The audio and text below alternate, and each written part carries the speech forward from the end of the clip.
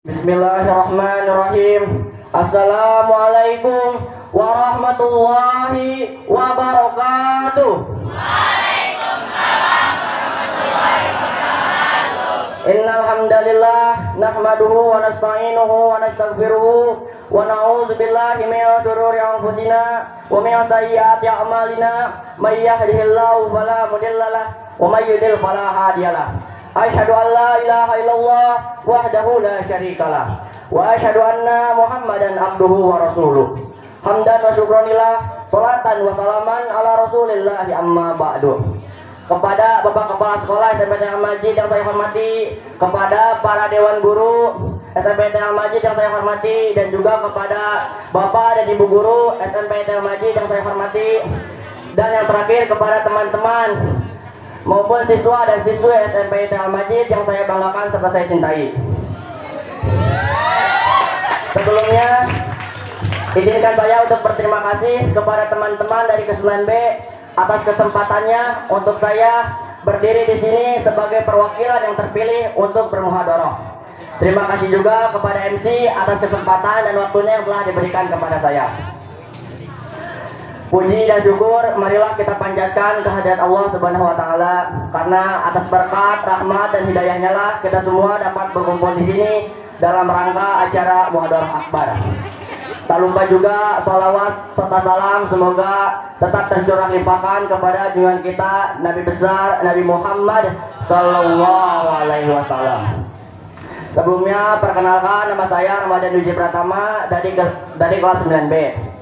Pada kesempatan kali ini saya akan membawakan muhadharah singkat tentang adab. Adab, dan adab. Pasti adab ini sudah tidak asing lagi untuk kita dengar. Maka dari itu izinkan saya untuk bertanya kepada teman-teman semua. Apakah ada yang tahu apakah itu adab?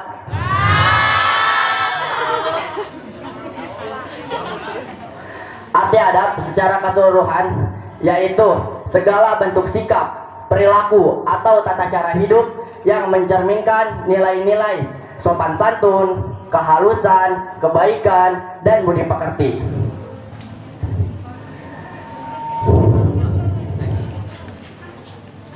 Kita sebagai seorang muslim harus memiliki adab.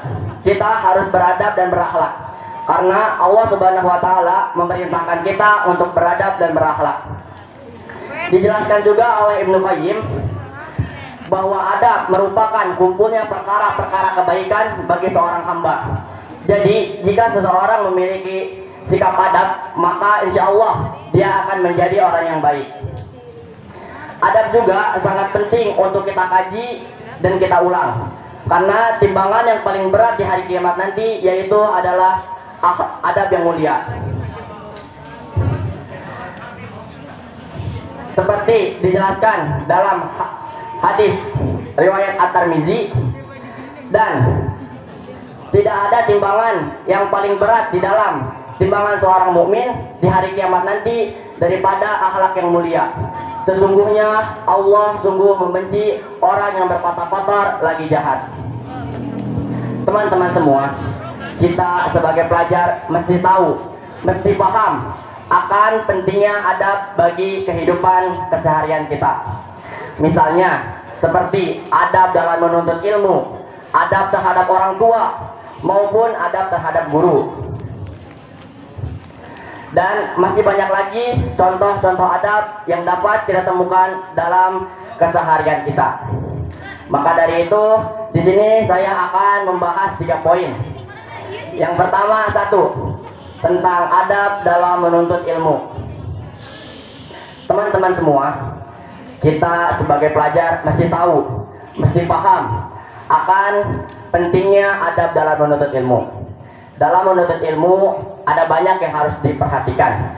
Misalnya bagaimana cara kita masuk masjid, bagaimana cara kita mendengarkan, bagaimana cara kita duduk, dan masih banyak lagi. Itu semua diajarkan oleh Rasulullah Shallallahu Alaihi Wasallam. Sedangkan adab yang paling penting pertama kali dalam menuntut ilmu adalah ikhlas. Tanpa keikhlasan maka tidak akan ada manfaatnya. Jadi kita datang ke sekolah, kita belajar, kita disekolahkan ke sini, kita itu harus ikhlas. Jangan pernah mengeluh jika ingin sukses di masa depan nanti. Mengerti?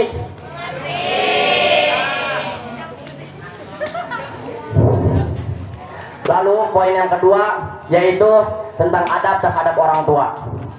Sebagaimana telah dijelaskan dalam Al-Quran surat Al-Isra ayat 23. Dan Tuhanmu telah memerintahkan supaya kamu tidak menyembah selain Dia, dan hendaklah kamu berbuat baik pada ibu bapamu dengan sebaik-baiknya.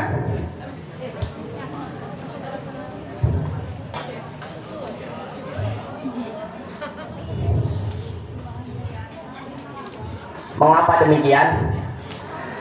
Dan jika sampai keduanya atau kedua-duanya sampai berumur lanjut, maka janganlah sekali-kali kamu mengatakan ah kepada mereka, dan janganlah kamu membentak mereka, dan ucapkanlah kepada mereka perkataan-perkataan yang mulia.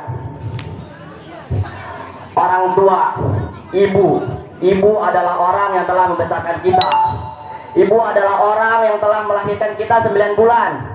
Maka dari itu kita sebagai anak mesti tahu etika, mesti tahu sopan santun. Lalu ayah adalah orang yang telah membiayai kita, orang yang selalu membimbing kita hingga kita menjadi seperti ini. Itu semua karena orang tua, karena bimbingan dari orang tua. Maka itu kita sebagai anak mesti hormat kepada orang tua. Orang tua itu wajib kita muliakan. Lalu poin yang ketiga atau poin yang terakhir yaitu tentang adab terhadap guru. Teman-teman sekalian, adab terhadap guru akhir-akhir ini, di zaman ini banyak sekali kemerosotan. Ada murid yang membangkang kepada gurunya. Ada murid yang tidak mendengarkan perkataan gurunya.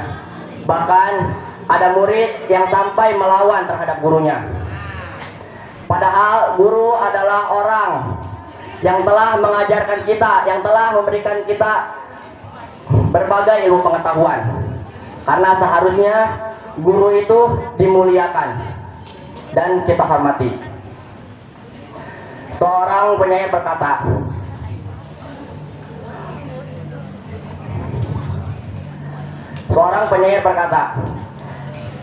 maka terimalah kebodohanmu bila engkau tidak menghormati gurumu. Mengapa demikian? Karena untuk mencapai kecerdasan, untuk mencapai keberhasilan di masa depan nanti, kita membutuhkan seorang guru, kita membutuhkan pembimbing, kita membutuhkan seseorang yang senantiasa mengajarkan kita ilmu kebaikan. Maka dari itu kita sebagai pelajar, kita sebagai seorang muslim, sebagai seorang mukmin harus taat kepada guru, harus mendengarkan perkataan guru. Jangan pernah kalian anggap guru itu salah, karena tidak mungkin seorang guru memberikan ilmu yang salah. Seorang guru tidak mungkin menyesatkan anak didiknya.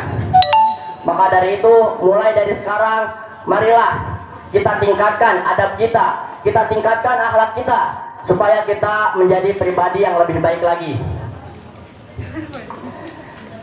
Dari kesimpulan 3 poin tadi, saya ingin mengajak teman-teman sekalian untuk lebih memperhatikan lagi adab, untuk lebih melestarikan adab ini, karena adab itu sangat penting, baik di masa sekarang maupun di masa depan.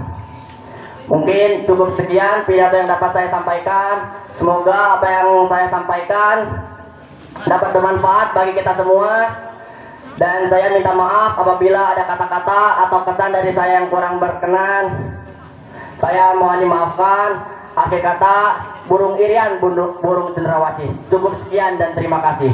Wabillahi taufiq wal hidayah. Wassalamualaikum warahmatullahi wabarakatuh. Juri, kami untuk pertama memberikan komentar kepada peserta nomor 1. Yuzi kelas 9B. Mari kita beri aplaus yang meriah. Alhamdulillah. Yang pertama secara konten atau isi luar biasa, luar biasa.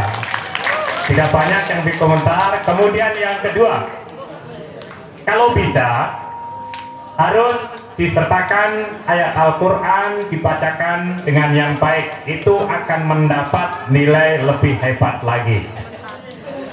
Yang kedua, tentang penampilan, postur, bahasa tubuh, nah itu nanti belajar lagi.